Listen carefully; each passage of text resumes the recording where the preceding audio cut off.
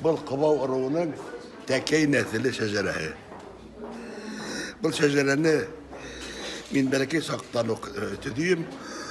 Түдімім ұлатайдарымнан қалған кітап дейдер бұйса, шәжәрәлер бұйса. Онғы кіші менге шәжәрәні тапшырған.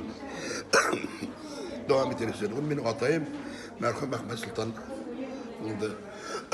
Оға шәжәрәні давам етерге Нұри Ахмет бабайым үкіметкен болған. Бұл мен төдеген шәжәрәлі бүгінгі күнде 16 буын сағылыс тапқан.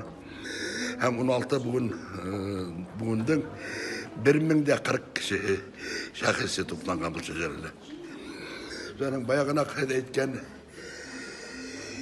Қыбау шәжәрәһе Кәнзәфәрден башлана деген сөз бикте дұрыс түгел. Қыбауда соңғы уақытта ғалимдер